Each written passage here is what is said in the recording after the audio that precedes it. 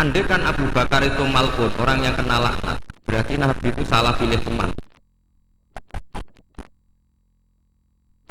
Andai kan Sayyidah Aisyah itu mal'unah, berarti Nabi salah pilih istri.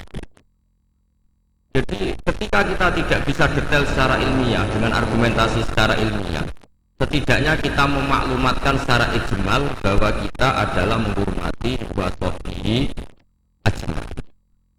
Jadi itulah yang dimaksud Mbah Mun. Saya sering ngaji beliau dan beberapa kesempatan diberi penjelasan juga sama Gus Supur sebagai putra beliau. Misalnya komitmen ahli sunnah diantaranya apa? Kita menghindari mengkafirkan orang Islam apapun dosanya.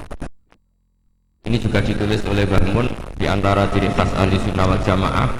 Beliau menyebut salasun min aslil iman, ada 3 pokok dalam iman. Di antara yang beliau sebut adalah wala nukafiruhu bidzambin. Orang Islam tidak boleh kita kafirkan hanya karena melakukan dosa apa? Logika yang terbangun dari teori itu adalah sederhana. Misalnya Mbah Maimun itu paling nggak suka namanya perang, chaos, karena agama ini sangat menghormati nyawa. Kullu muslimin ala muslimin haramun damuhu wa maluhu wa irduhu. Yang paling diharamkan itu adalah pertumpahan darah.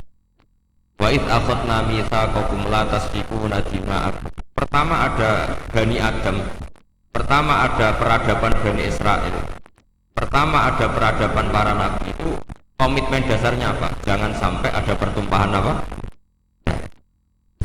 Kemudian Gus Supur pernah cerita ke kita, kenapa Said Barjamji itu menjadi mujaddid? Di antara alasannya, ketika negara-negara lain perang, nyari format manhaj, ikut manhaj apa sampai perang, orang Indonesia bisa nikmati Islam lewat terbangan. Jadi yang lain perang, kita mencintai Nabi dengan asik pakai apa? Terbang. Sudah terbangan berstatus mahabbah kepada Rasulullah Shallallahu Alaihi Wasallam. Ini yang harus kita kembangkan.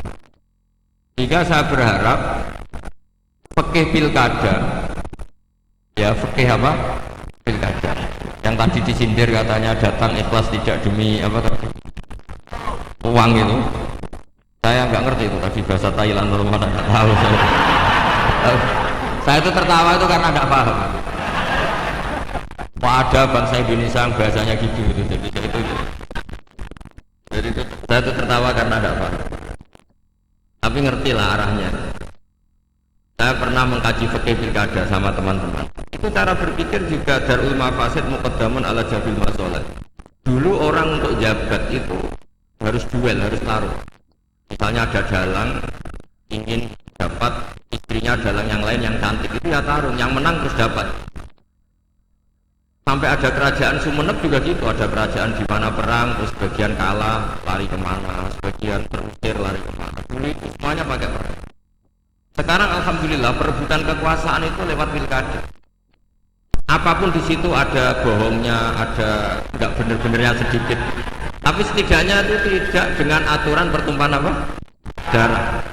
Ya saya yakin sih ada salahnya ya, tidak usah diumumkan juga tahu semua. Ya. Tapi di situ ada dosa besar yang kita hindari, yaitu menghindari pertumpahan apa? Darah. Ini sudah membaik dari dulu perebutan kekuasaan lewat pertumpahan darah, sekarang lewat seni merebut hatinya masyarakat. Kalau masyarakat sukanya senyum ya dikasih senyum. Kalau sukanya uang ya tidak tahu ya. Boleh masalah. Boleh masalah. Karena memang yang namanya pilkada itu merebut hati pemilih. Masalahnya terus kaifiahnya itu apa? Ya tidak tahu itu, saya kan tidak calon bupati, tidak tahu. Kita lebih pintar. Ya saya akan baca peradaban yang disebut nanti biar diteruskan Gus Supur halaman 9. Wa dhahara ba'da dzalika fil qarni tsani ba'dal alfi al-imam ar-rabbani al-allamah ahadu itrati Rasulillah sallallahu alaihi wasallam asy-syekh al-imam al-murtadha sahibu syarh ihya ulumuddin al-musamma bi ithafis sadatil muttaqin alladzi tamma naf'uhu fil anha wal bilad marji'u ulama ahli sunnah wal jamaah. Ini sekaligus penghormatan bagi kita. Jadi di antara mujaddid itu ada yang bernama Sayyid Murtado Az-Zabidi, yaitu Syarihul Ihya, yang ngarang kitab Ithafus Sadat Al-Muttaqin. Itu sekitar 14 jilid. Kalau yang cetakan Darul Kutub Ilmiah itu 14 apa? Jilid. Itu beliau punya santri mulazim, itu orang Indonesia. Namanya Kiai Abdul Manan. Mbah kandungnya Kiai Mahfud Termas. Jadi Mahfud bin Abdullah bin Abdul Manan. Kemudian Kiai Mahfud ini kita tahu punya murid namanya Kiai Fakih Mas Kumambang Gresik. Kiai Fakih punya murid Bazibar punya putra sekaligus muridnya Mbah Maimun. Ya terus sampai kita, sampai Gus Yofur sampai. Jika pikiran-pikiran besar Said Zabidi itu bisa kita tangkap. Misalnya gini, saya sering diceritani Mbah Mun tentang kitab Ithaf. Di antara padanan, maksudnya padanan itu semua ulama itu pasti punya fatwa yang nggak ada kembarannya, dan itu polanya umum, sehingga ciri khas ulama disebut mujaddid itu bisa menganalisis agama dengan cara yang menakjubkan. Kata Said Az-Zabidi begini, orang Islam ini tidak akan mengalami kekeliruan kayak yang dialami orang Nasrani, yaitu menuhankan nabinya. Tapi juga tidak akan mengalami kekeliruan kayak yang dialami orang Yahudi, yaitu menyepelekan apa? Nabinya. Orang Yahudi itu sering membunuh para nabi. Dan itu rumusnya sederhana, cukup membaca Allahumma sholli ala Sayyidina Muhammad atau Allahumma sholli ala Muhammad abdika wa rasul. Kenapa demikian? Islam itu datang setelah orang Nasrani salah memuja Isa sehingga diposisikan sebagai apa? Tuhan. Orang Islam itu juga muja nabinya, tapi pas, yaitu Allah tetap Tuhan, pemberi. Allahumma sholli, berarti kita minta kepada Allah, zat yang super, yang maha, dan permintaan penghormatan itu kita berikan untuk hamba terkasihnya, yaitu Muhammad. Maka kata Sayyid Zabidi, wa Muhammadun wa in ala qadru yahtaju ila rahmati wa fadlihi ta'ala. Apapun kelas tingginya seorang yang bernama Muhammad, tetap butuh sama rahmat dan fadlnya Allah Subhanahu wa ta'ala. Sehingga dengan kalimat sholawat itu sudah isbatun li uluhiyatillah wa nafsyun li rububiyati Muhammad. Dengan kalimat ini orang Islam tidak akan kecelakaan menuhankan Muhammad. Karena apa? Allah pemberi, Rasulullah peneri. Tapi umat Islam akan sangat menghormati Sayyidina Rasulullah Shallallahu Alaihi Wasallam, karena semua penghormatan Allah terbaiknya, sholawatnya, tahiyatnya, semua yang terbaik bisa kasihkan kepada hamba terbaiknya, yaitu Rasulullah Shallallahu Alaihi Wasallam. Maka kalimat ini ya kalimatut tauhid, ya kalimatur risalah. Karena dengan posisi lafaz sholawat seperti itu, kita tidak akan kecelakaan kayak yang dialami orang Nasrani. Karena kita tetap memposisikan Allah pemberi, Rasulullah Muhammad peneri. Itu kata Sayyid Zabidi. Jadi akan selalu ada ulama yang memodifikasi Islam itu menjadi mudah. Islam yang jelimet karena datang setelah tadi kecelakaan Nabi Isa dituhankan. Sehingga ulama-ulama itu punya cara sendiri untuk supaya Islam tidak mengalami seperti itu.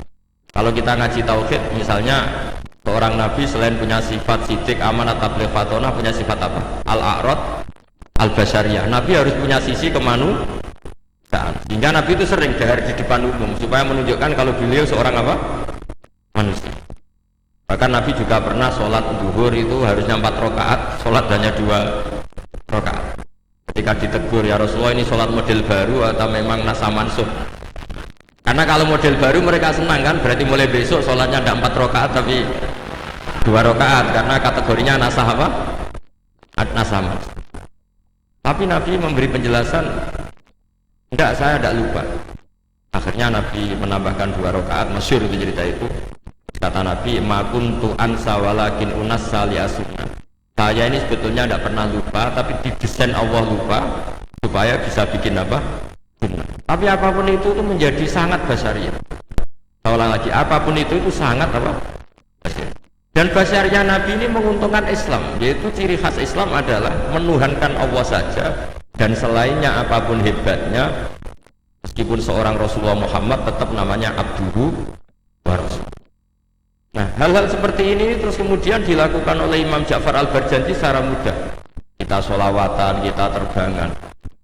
Dengan cara seperti ini pula kita mahabbah Rasulullah semahabbah-mahabbahnya tanpa mendudukkan Rasulullah Muhammad sebagai Tuhan, karena kita selalu meminta Allahumma, Allah engkau, kita semua meminta kepada engkau supaya sholawat engkau engkau berikan kepada kekasih. Berarti fawwahu wal mu'ti, Allah adalah pemberi, Nabi adalah penerima. Maka terus statusnya jelas bahwa Allah adalah selalu Tuhan, Rasulullah adalah abduhu wa rasul. Hingga terus kita baca subhanalladzi asra bi abdi. Hingga kata para ulama, wasfiyatu Muhammad, wasfiyah terbaiknya adalah ketika disebut abduhu wa rasul.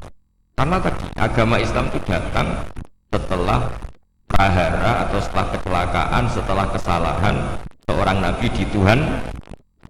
Tapi hebatnya ahli sunnah, hebatnya NU, hebatnya pesantren, menjelaskan ilmu seserius ini itu menjadi gampang. Karena ya daripada umat mikir jelimet, pokoknya kon maca apa? Sholawat, ya serah paham sidik. Oleh yang calon bupati maca sholawat ben dadi. Ya sebetulnya banyak yang nggak ikhlas juga, sudah itu nggak penting, sementing pokoknya natijahnya itu isbatun li uluhiyatillah wahdah dan isbatun li abdiyati Rasulullah Muhammad sallallahu alaihi wasallam, sehingga kita tidak mengalami apa yang dialami orang-orang nas. Jadi di sini Mbah Mun menyebut wa awwalu man lazamahu min ulama Jawa Ki Abdul Mannan khina muqamihi bi Makkah al-Musyarrafah. Warwa anhu dzakal kitab.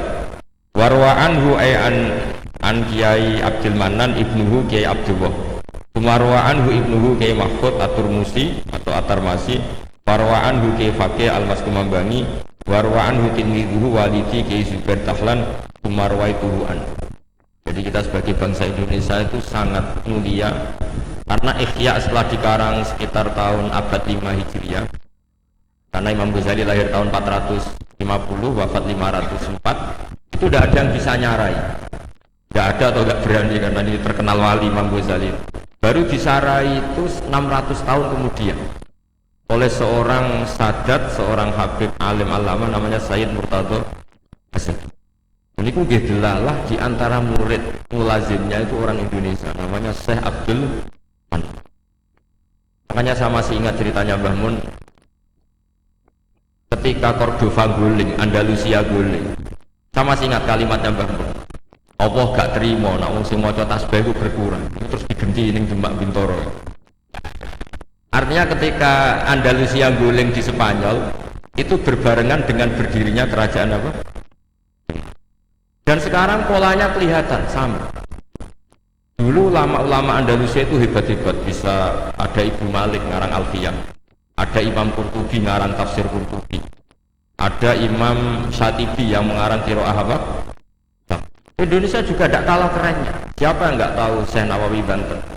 Beliau mengarang kitab yang sangat menakjubkan, yaitu tafsir apa? Unik.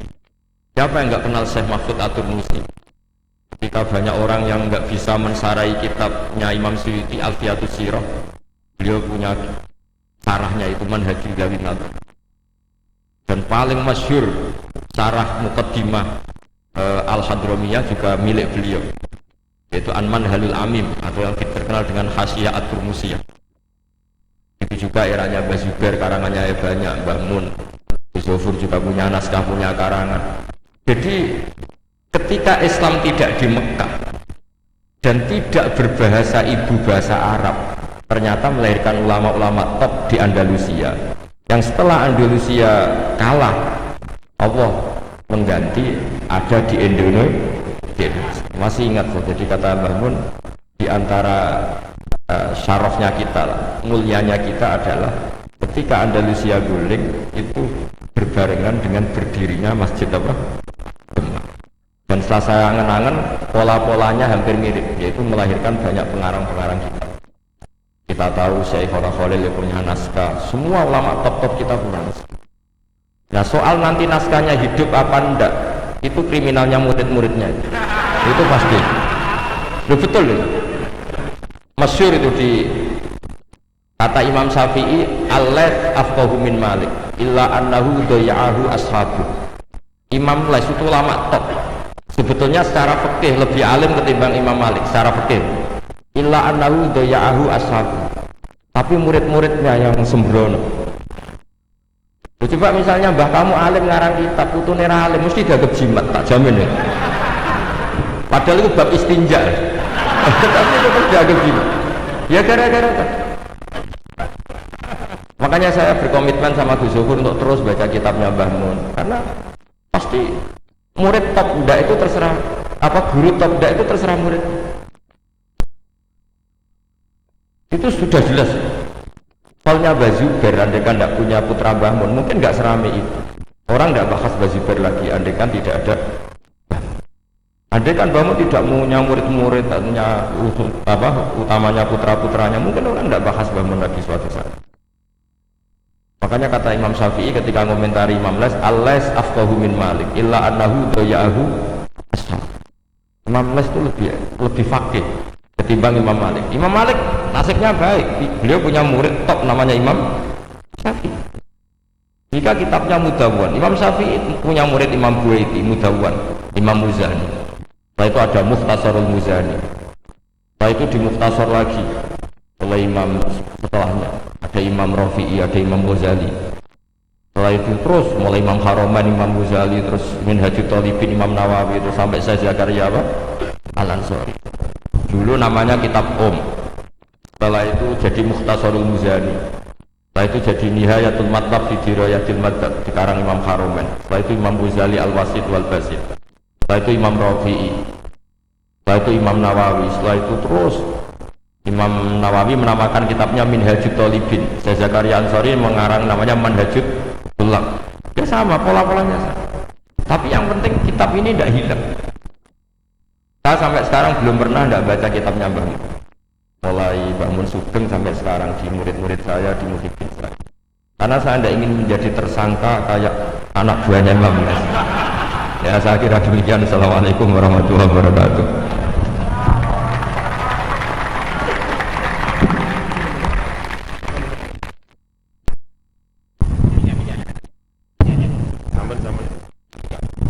Assalamualaikum warahmatullahi wabarakatuh. Bismillahirrahmanirrahim. Alhamdulillahirabbil alamin wassalatu wassalamu ala asyrafil anbiya'i wal mursalin sayyidina wa maulana Muhammadin wa ala alihi wa sahbihi ajma'in. Amma ba'du. Para habaib, para alim ulama, para kiai, hadirin semua yang malam ini berbahagia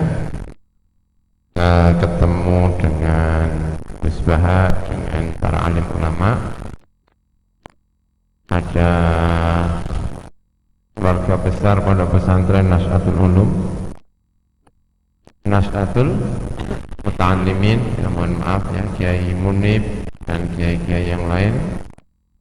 Ada Pak Kiai Hafizi, ada Bapak Bupati yang terhormat, Bapak Kiai Busyro, para calon bupati hadir ya, bupati ya. Alhamdulillah. Juga para pimpinan Nahdlatul Ulama cabang Sumeneb, PCNU Sumeneb, yang akan segera berakhir masa khidmahnya, akan segera diganti dengan calon-calon yang baru, para alim ulama, calon-calon bupati, semuanya saja yang hadir. Bahagia sekali malam hari ini ikut hadir mendengarkan ngaji bersama tadi Gus Baha, ya, cerita tentang ulama-ulama yang punya murid yang hebat-hebat. Rasulullah juga punya murid yang hebat-hebat, ya. Luar biasa Rasulullah Shallallahu Alaihi Wasallam. Ketika wafat, Rasulullah sudah punya murid yang luar biasa. Yang menggantikan itu sudah siap. Pak Kiai Bushro mau lengser, yang menggantikan insyaallah hebat kita. Kira-kira ya, semoga gitu ya, amin ya robbal alamin. Rasulullah itu wafat, kata Sayyidah Aisyah ya, wadir'uhu marhunatun inda yahudiyin fi talafi nasso'an min syair. Sudah apal itu. Kanjeng Nabi wafat itu pakaian perangnya itu digadekan 30 sok. Satu sok itu satu zakat fitrah 2,5 kilo ya. Kalau kali 30 berapa berarti? 60 berapa? 75 kilo syair. Syair itu gandum yang kurang baik. Yang baik itu qamah. Itu mengesankan betul. Kanjeng Nabi, pimpinan negara, orang alim, orang top, wafat digadekno. Rumahnya Pak Bupati digadekan kira-kira. Digadekno ya kan? Luar biasa. Nah, yang menggantikan Rasulullah itu yang disebut kemudian Al-Khulafa Ar-Rasyidun, karena tadi sudah menyebut murid-murid itu tadi ya. Al-Khulafa Ar-Rasyidun itu yang pertama Abu Bakar, itu kalau bahasa kita mungkin Suriah. Jadi presiden pertama setelah Rasulullah itu adalah Suriah. Suriah itu kalau ngomong itu mantap, itu Suriah. Sayyidina Umar itu ketika Rasulullah wafat petentang-petenteng bawa pedang. Man qala inna Muhammadan mata kotok apa gitu pokoknya. Sapa wonge ngomong kanjeng Nabi mati tak ketok gulune. Itu Sayyidina Umar. Saking ndredege ditinggal kanjeng Nabi. Itu ketemu Sayyidina Abu Bakar diwacana ayat langsung ndredeg. Wa ma Muhammadun illa rasulun qad khalat min qablihir rusul afa immata aw qutilan qalabtum ala aqabikum wa may yanqalib ala aqibaihi fala yadurullah syai'an. Itu Sayyidina Umar diwacana Abu Bakar ayat itu langsung ndredeg, koyo-koyo saya itu nggak pernah baca ayat ini. Itu kok kamu yang baca, tetap bas kamu sama dia. Tapi karena yang baca itu Rois Suriah, Umar itu takut. Jadi di saat genting-genting itu kita membutuhkan Rois Suriah. Maka syarat Rois Suriah itu kira-kira profilnya seperti Abu Bakar. Itu Rois Suriah. Ini kan mumpung momennya mau calonan PCNU itu. Ya. Jadi yang menggantikan Rasulullah itu genting, karena ditinggal Rasulullah butuh tentrem, butuh tenang, maka yang dipilih adalah Abu Bakar. Ketika tenang, maka kemudian yang dipilih adalah Sayyidina Umar. Sayyidina Umar itu orang pemerintahan top, punya kekuasaan yang luas sekali, tapi semuanya tenang karena yang mimpin adalah orang top. Secara pemerintahan militer itu luar biasa, itu Sayyidina Umar bin Khattab. Jadi negara ini kalau dipimpin Suriah itu ya pantas. Makanya kalau yang mimpin Pak Kiai Bushro itu ya pantas, Abu Bakar itu Suriah. Jadi kemudian dipimpin oleh Sayyidina Umar, orang yang top, bisa itu murid-muridnya Rasulullah. Makanya itu tadi, jangan sampai kita menjadi murid menyia-nyiakan gurunya. Yaitu Sayyidina Umar bin Khattab. Dan itu juga orang-orang yang luar biasa. Rasulullah wafat, bajunya digadekan untuk utang 30 sok syair. Itu benar-benar ada di kepala Sayyidina Abu Bakar. Sampai Sayyidina Abu Bakar itu ketika menjabat pemerintahan itu digaji nggak mau. Itu nggak mau. itu Sayyidina Abu Bakar, betul itu nggak mau digaji. Sampai Sayyidina Umar yang maksa. Abu Bakar, dulu sebelum kamu jadi seorang presiden kamu itu dagang, sekarang kamu tidak lagi bisa dagang, kamu harus mau menerima. Tapi sekarang presiden semakin berdagang. Ya. Dulu Sayyidina Abu Bakar jadi presiden, selesai tidak mau berdagang. Ketika wafat, gajinya ditebus. Dulu saya dapat gaji berapa, selama saya menjadi presiden gajinya berapa. Itu pesan sama keluarganya, tolong semuanya dibayar. Itu Sayyidina Abu Bakar. Kamu punya pemimpin seperti ini, makmur semuanya.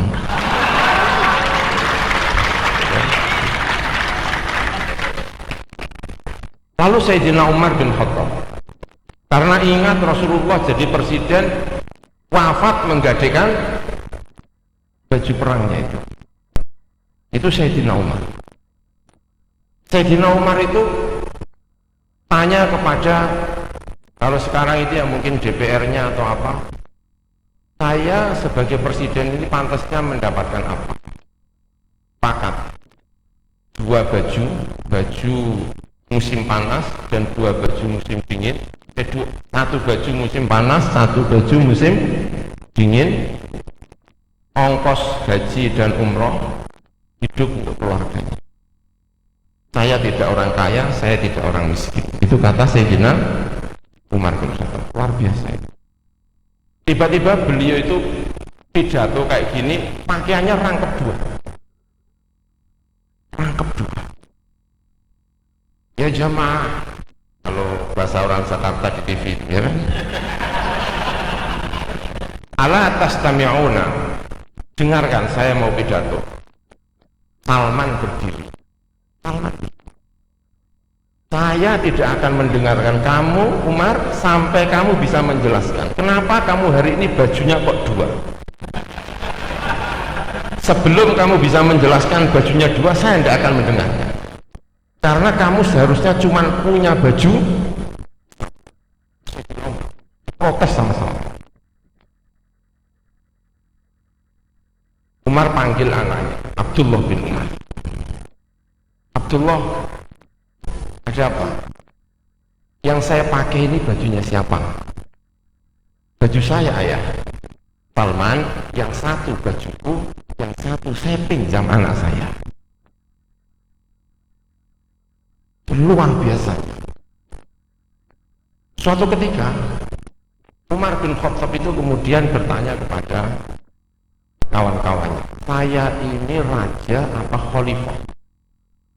Karena kalau khalifah itu berarti mati bajunya digadaikan. Itu kalau mau disebut khalifah. Itu tanya, dijawab sama DPR-nya itu. Kalau kamu mengambil uang memberikan kepada yang berhak, maka kamu khalifah. Tapi kalau kamu mengambil uang tidak kepada yang berhak, maka kamu namanya raja. Itu Umar bin Khattab. Sekarang mau memilih presiden apa memilih khalifah?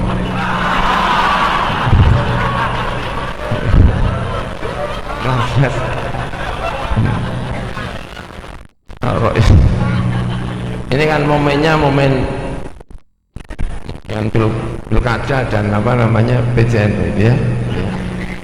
Itu yang luar biasa dari para khalifah-khalifah kita ya. Sayyidina Ali. Insyaallah Sayyidina Ali. Menurut riwayat, anaknya di hari lebaran itu harus pinjam ke Baitul Mal untuk bajunya, perhiasannya ketika hari lebaran. Tanpa itu semuanya tidak akan bisa disebut sebagai seorang khalifah. Itu luar biasa yang diajarkan oleh Rasulullah Shallallahu Alaihi.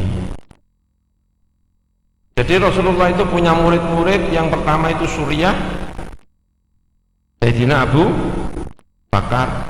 Itu tadi. Nanti kalau milih Roi Suriah itu wajahnya diawasi. kayak Abu Bakar apa enggak kira-kira? Surya Sayyidina Abu Bakar yang kalau ngendiko itu kayak misalnya gini loh ya, saya misalnya kehilangan uang 1 juta, saya kehilangan uang 1 juta, itu kan ya sedih. Itu kalau ada orang ngomong bukan Surya sama saya, Gus sabar Gus, tak kampleng, orang ngerasa lo kehilangan duit 1 juta. Tapi coba bayangkan kalau yang ngomong gitu tuh Mbah Maimun, guru saya, ayah saya, orang yang saya hormati, tiba-tiba manggil saya, Pur, awakmu kehilangan duit 2 juta nggih, Mbah. Sing sabar ya. Iku sedih langsung hilang. Kenapa? Karena yang bicara Rois Surya. Makanya kalau kita punya Rois Surya yang seperti ini, itu konflik-konflik tanfidiyah itu nggak masalah.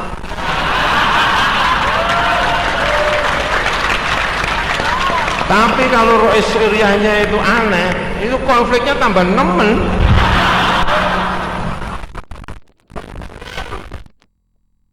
Ya. Itu murid-muridnya Rasulullah Shallallahu Alaihi Wasallam. Lalu yang menggantikan Rasulullah ketiga itu pedagang. Maka kita butuh pedagang. Jangan sampai pedagang itu keluar dari umat Islam. Perbanyak para pedagang. Setelah Suriah militer, lalu pedagang. Jadi pedagang itu juga perlu. Bayangkan kalau presidennya itu kiai terus, kan mumet. Ya sesekali pedagang, tapi pedagang yang kayak Sayyidina pedagang. Itu murid-muridnya Rasulullah SAW, pedagang top. Ketika perang Tabuk, namanya Ghazwatul Usrah, perang yang sulit. Lawan yang dihadapi bukan orang Arab, tapi Imperium Romawi. Rasulullah butuh terhadap donasi dari para pedagang, para orang-orang top. Itu Sayyidina Utsman. Itu membawa 300 unta. Itu nek unta siji regane mbok piro ya? Fortuner ya. Itu 300 masih membawa 1000 dinar. Sampai Rasulullah itu pidato, setelah ini Utsman ngelakoni apa gak masalah.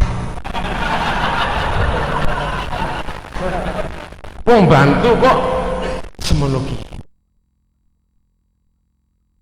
Ada Utsman, insya Allah proposal tidak ada yang pergi ke Utsman. Luar biasa. Luar biasa Utsman itu. Umar bin Khattab menyerahkan separuh uangnya untuk Rasulullah. Kata Sayyidina Utsman, kata Sayyidina Umar, hari ini saya akan menang lawan Abu Bakar. Soalnya biasanya kalah sama Abu Bakar. Tapi kali ini saya akan menang karena separuh uang saya donasikan untuk Rasulullah untuk perang. Tiba-tiba Abu Bakar datang menyerahkan seluruh uangnya. Kata Sayyidina Umar, sekarang saya tidak akan pernah menang melawan Umar. Luar biasa ya. Itu para pimpinan-pimpinan kita. Sampai Umar tadi ngomongnya, sekarang saya tidak punya harapan untuk menang melawan Abu Bakar, karena saya separuh menyerahkan Abu Bakar seluruhnya. Luar biasa. Makanya kita butuh orang-orang yang seperti ini ya. Umat Islam itu butuh yang ini kan cerita ya kan, ceritakan ya nggak apa-apa, buat nostalgia lah bahwa kita itu punya pimpinan-pimpinan yang luar biasa kayak gini ya. Lalu terakhir Sayyidina Ali, yang memimpin adalah ilmuwan, intelektual, ulama. Jadi setelah Suriah militer, pedagang, lalu penggawane ngojang ngaji. Sayyidina Ali. Orang kalau kalah paling bisa dijadikan contoh itu Sayyidina Ali. Maka nanti kalau pilkada ada yang kalah, semoga yang kalah niru Sayyidina Ali. Semoga, ya, karena berat. Tapi insya Allah melihat Sayyidina Ali itu luar biasa. Ketika Sayyidina Abu Bakar itu dilantik jadi khalifah, kata Ibnu Abbas, kata Abbas, dan juga kata Abu Sufyan, seharusnya yang berhak itu kamu kok Sayyidina Ali. Enggak. Kalau orang sudah milih Abu Bakar, saya tetap menjadi rakyatnya Abu Bakar. Ini Sayyidina Ali. Saya jadi pembantunya Sayyidina Abu Bakar, saya siap. Maka kemudian Sayyidina Ali kalah, tetap menjadi pembantu terbaiknya Sayyidina Abu Bakar. Lalu pilihan khalifah lagi, kalah dengan Sayyidina Umar.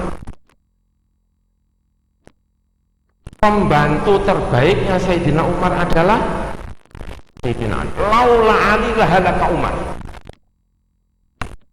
Itu kata Sayyidina Umar. Kalau saya tidak antu sebaik Ali, saya ini rusak. Kenapa? Perubahan sosial begitu cepatnya, sementara yang punya ilmu,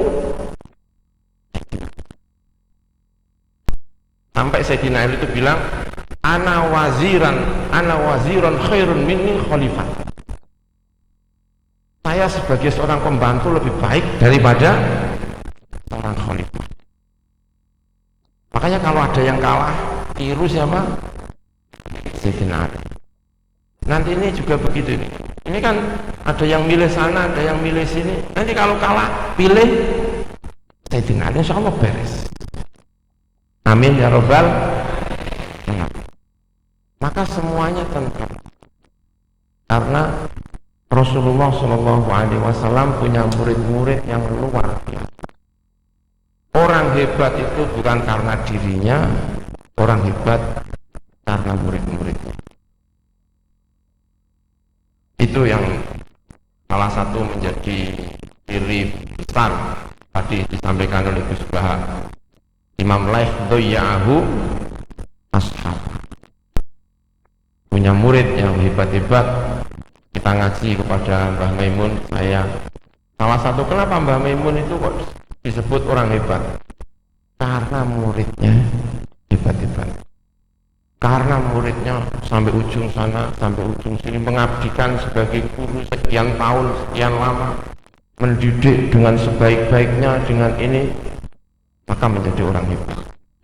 Ulama-ulama besar hebat karena punya murid yang hebat-hebat. Rasulullah punya murid yang hebat-hebat, terrepresentasikan dalam 4 khalifahnya, Abu Bakar, Umar, Utsman, dan itu orang-orang yang sangat-sangat hebat. Maka Nahdlatul Ulama, ya ini PJINO, ya masih punya murid yang hebat-hebat. Kita masih ditemani oleh ada Kiai Hafifi, ada Pak Kiai Bushro, ada Pak Kiai Abdullah Khalil, ada kiai-kiai yang lainnya. Santri-santrinya dengan luar biasa. Tunas-tunas ada Gus Baha, ya, tunas-tunas akan lahir. Kita tenang, amin ya robbal alamin. Para rawuh ingkang saestu kawula hormati, saya tidak bisa panjang-panjang, nanti dimarahin sama Pak Bupati sama Pak Panji. Tidak boleh lama-lama pertemuannya, yang penting bahagia semuanya, amin ya rabbal alamin. Tadi sudah mendapatkan ilmu ini, mohon maaf atas segala kekurangan. Wallahul muwaffiq ila aqwamit thoriq. Wassalamualaikum warahmatullahi wabarakatuh.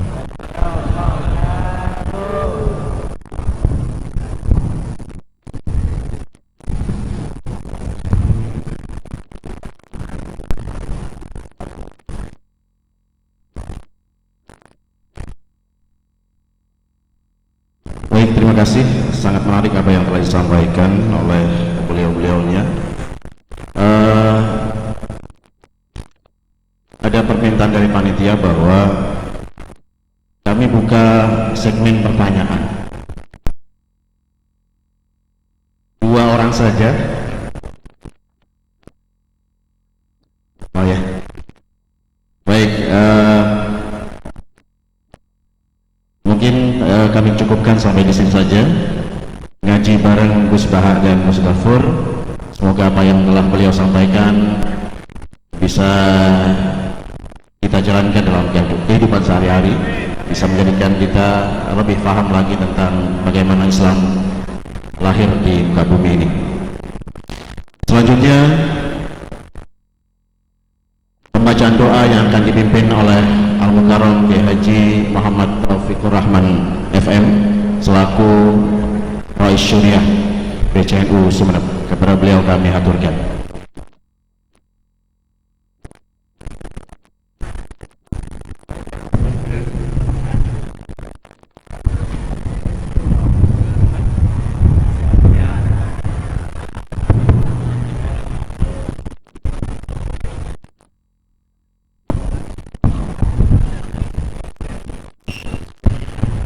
حمدا يوافي نعمه ويكافي مزيده يا ربنا يا ربنا يا ربنا لك الحمد كما ينبغي لجلال وجهك الكريم وعظيم سلطانك. اللهم لك الحمد إليك المشتكى أنت المستعان ولا حول ولا قوة إلا بالله العلي العظيم. يا قديم يا دائم يا فرد يا ود يا أحد يا صمد يا قيوم يا كريم يا رحيم يا سند من لا سند لي من إليه المستند يا من لم يلد ولم يولد ولم يكن له كفوا أحد يا ذا الجلال والإكرام. سبحان الذي لبس العز وقال الذي سبحان الذي تعطف بالمجد وتكرم به. سبحان الذي أحصى كل شيء بعلمه. سبحان الذي لا ينبغي التسبيح إلا له. سبحان ذي العز والكرم. سبحان ذي الطول أسألك بالملائكة العز من عرشك ومن الرحمة من كتابك وباسمك الأعظم وجدك الأعلى وكلمات الله التامة العامة التي لا يجاوز نفار ولا فاجر أن تصلي على سيدنا محمد وعلى آله. نسألك أن تغفر لنا كل ذنب وتستر لنا كل عيب وتكشف عنا كل كرب وترفع عنا كل بلاء وتعافينا من كل محنة وفتنة وشدة وتقضي لنا كل حاجة حاجات الدنيا والآخرة. رب انفعنا بما علمتنا وعلمنا علما ينفعنا. رب ارزقنا بعلما ينفعنا. ربنا ظلمنا أنفسنا ولم تغفر لنا وترحمنا لنكونن من الخاسرين. ربنا آتنا في الدنيا حسنة وفي الآخرة حسنة وقنا عذاب النار. أدخلنا الجنة مع الأبرار يا عزيز يا غفار يا رب العالمين. سبحان ربك رب العزة عما يصفون وسلام على المرسلين والحمد لله رب العالمين. تقبل منا ببركة الفاتحة.